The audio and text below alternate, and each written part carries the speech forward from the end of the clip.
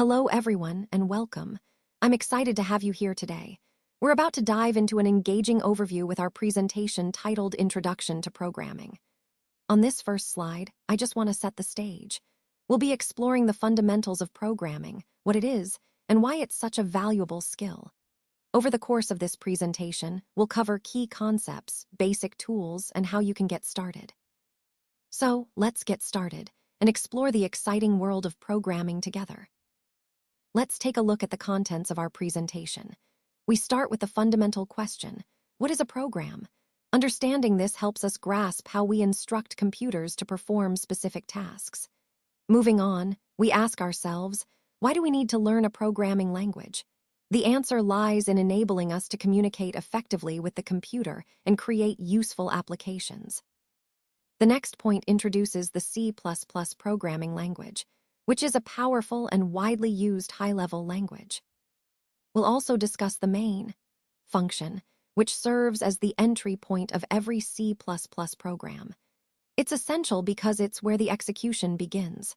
Before writing any code, we need to understand the preprocessor directive, which is used to include necessary libraries and files into our program, setting the stage for more complex instructions. The include keyword is the tool that brings in these external resources, such as headers. Speaking of headers, the ICSE stream. Header file is particularly important because it contains functionalities for input and output operations. Within the main function, the code body is enclosed in braces, which define the scope of the function. Inside this scope, we write the statements that perform specific tasks. One of the key statements we'll explore is the count statement, which is used to display output to the user. The insertion operator, represented by the double less than signs, is what feeds data into count for display. When we write text for output, we enclose it in double quotes, which is a way to specify string literals. Each statement in C++ ends with a semicolon or a statement terminator, which indicates the end of that instruction. Finally, we'll see how all these pieces come together when executing our first program. We'll go through the steps of how the C++ program is executed, from the initial compilation to running the output on the screen. This overview helps us understand the complete process of writing and executing C++ code, connecting all the concepts we've discussed. What is a program? Well, a program is essentially a set of instructions written in a programming language. These instructions are given to a computer, and their purpose is to make the computer perform a specific task. Think of it like a recipe that guides the computer step by step. The key idea here is that a program is a structured sequence of commands designed to produce a useful result. This concept is at the core of everything we do in programming, because without programs, computers wouldn't be able to do anything meaningful. So, understanding what a program is helps us see how we communicate with computers and tell them exactly what we want them to do. Let's talk about why we actually need to learn a programming language. Think of a computer as just a machine, something that can do a lot, but only if we tell it how. It's similar to a fan. It won't turn on by itself. We have to press the switch to get it working. The same idea applies to computers. They won't do anything until we give them specific instructions. That's why learning a programming language is so important. It's the way we communicate with the machine, telling it exactly what we want it to do. Without these instructions, the computer is just idle, not performing any useful task. So, understanding how to give clear, precise instructions is key to making computers work for us. It's the foundation that allows us to create software, automate tasks, and solve problems with technology.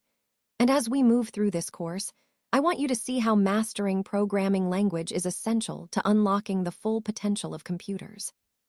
So, when we talk about instructing the computer in simple language, it's important to understand that the computer itself doesn't actually understand human language the way we do. It doesn't get sarcasm, slang, or even complex instructions. Instead, we need to communicate with it in a way it can interpret and follow precisely. That's why we have to use a specific language, one that the machine can understand. This is the foundation of programming, where we give clear, unambiguous commands that tell the computer exactly what to do. Understanding this helps us see why learning programming languages is so crucial. It's all about translating our ideas into a language that the computer can process accurately and efficiently. Let's talk about what a high-level language is. You see, computers only understand a very basic form of communication, binary language or machine language. This language is made up of just 2 digits, 0 and 1. The 0 means off, and the 1 means on. Now, imagine trying to give instructions to a computer using only these 2 numbers. It would be incredibly difficult and almost impossible to communicate complex commands this way. That's where high-level languages come into play. These languages are called high-level because they are much closer to how humans communicate, more understandable and easier to work with.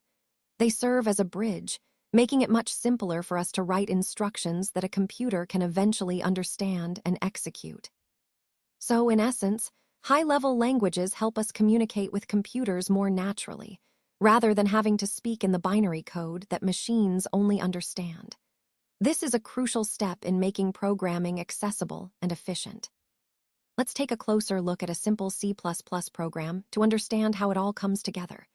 This slide introduces the basics of C++ programming with a very classic example. You'll notice it starts with the include directive, which is essential for bringing in the necessary libraries. Then, we have the main function, which is the entry point of any C++ program.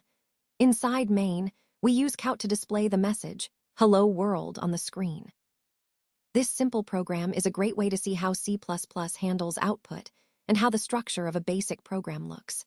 It also sets the foundation for understanding more complex programs later on.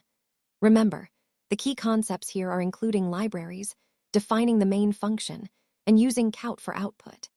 This example connects to our overall theme by illustrating how C++ is both powerful and straightforward for writing fundamental programs. Now, let's take a closer look at the preprocessor directive. On this slide, you can see the symbol hash, which indicates a preprocessor directive. This is actually a command given to the compiler before it starts the main compilation process. Think of it as setting things up or giving special instructions that the compiler needs to follow. In our example, you see the line include, which tells the compiler to include the contents of a specific file, like a library, so we can use its functions. The main point here is that preprocessor directives are essential because they prepare the environment for your program to run smoothly. Remember, these directives are not part of the main program logic, but serve as instructions to the compiler itself. They help manage dependencies and configure how the code gets processed, making them a fundamental part of writing efficient and organized C++ code. So, understanding how and when to use them is crucial in your programming journey. So, on this slide, we're focusing on the include keyword in C++. This keyword is essential because it tells the compiler to include external files, such as header files, into our program. In this example, you'll see we use include to bring in the ICSE H file. This header file is crucial because it contains the declarations for input and output functions, like count, which we use to display messages on the screen.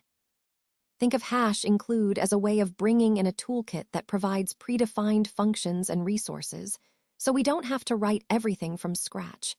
Without including the right header files, our program wouldn't recognize commands like count or syn.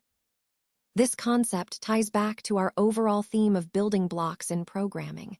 Each include statement adds a piece needed for the program to function correctly. It's a simple but powerful way to manage dependencies and make our code more modular and organized. Let's take a closer look at the ICSE H header file. This file stands for Input-Output Stream, and it's essential because it contains the commands and instructions needed to connect our program to the input and output streams. Basically, it allows us to handle user input and display output effectively.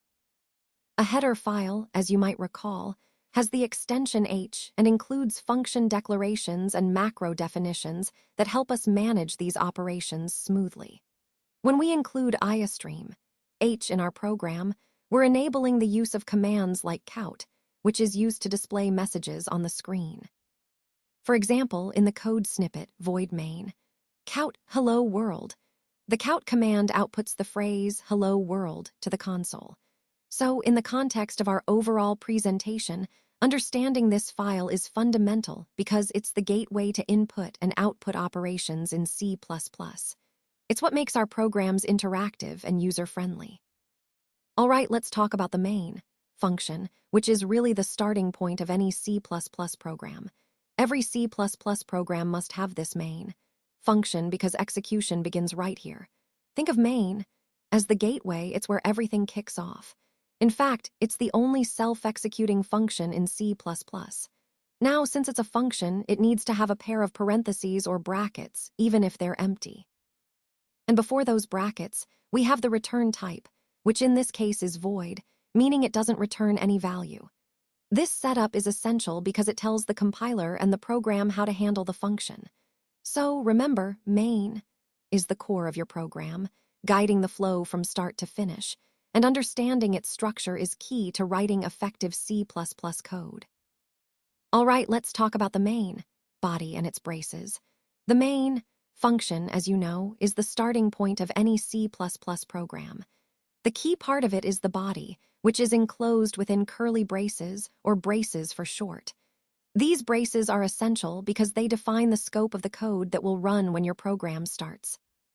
Inside these braces, you place all the executable statements, things like output commands, calculations, or other function calls. Think of the braces as the boundaries that tell the compiler, hey, this is where the main actions happen. For example, in the code snippet shown, we have count, hello world, inside the braces. This line is what the program executes when it runs, and it's all contained within those braces. It's important to remember that whatever code you put inside these braces will run sequentially when the program is executed. So, the braces are not just about syntax, they define the core logic of your program's execution. In the context of building and understanding programs, grasping how the main body works with these braces helps you organize your code clearly and effectively. All right, let's talk about the count statement.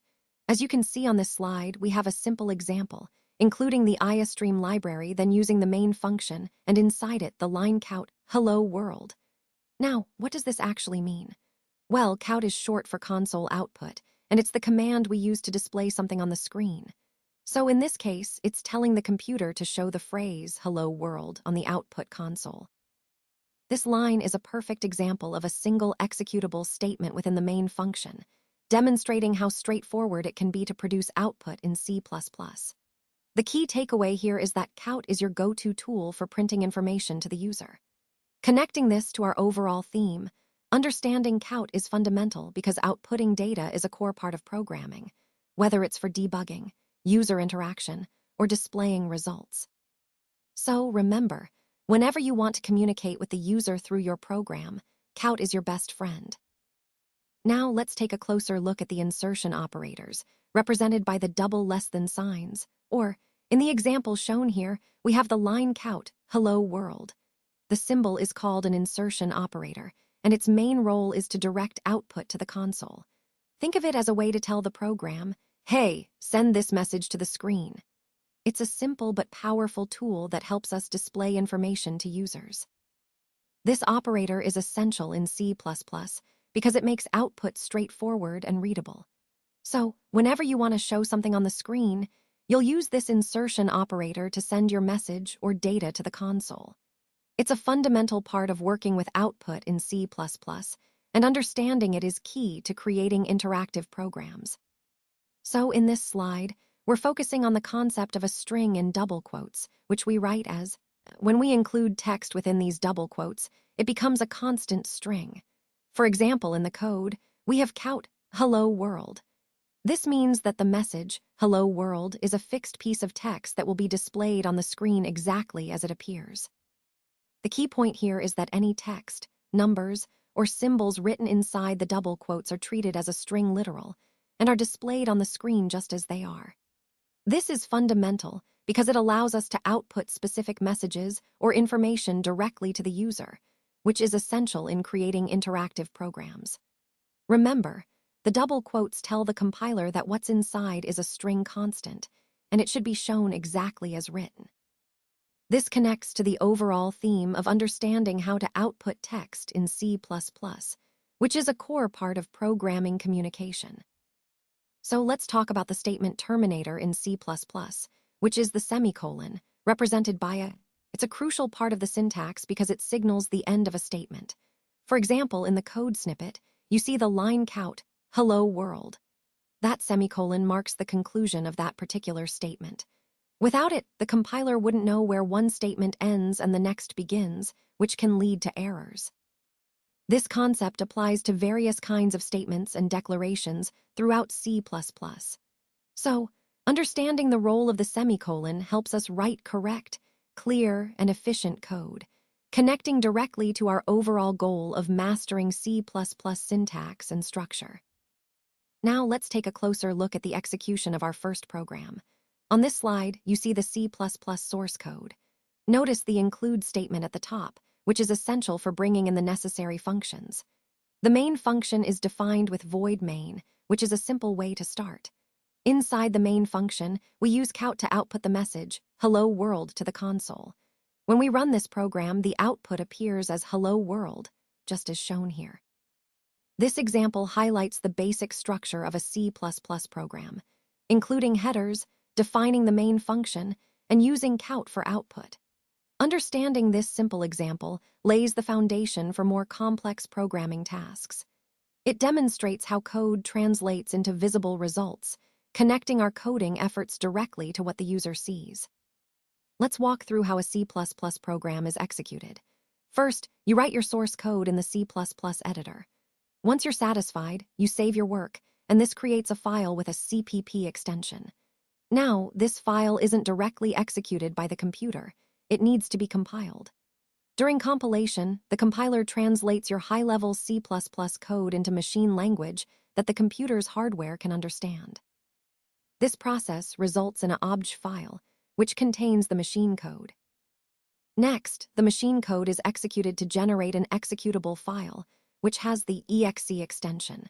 When you run this file, your program actually runs on the machine.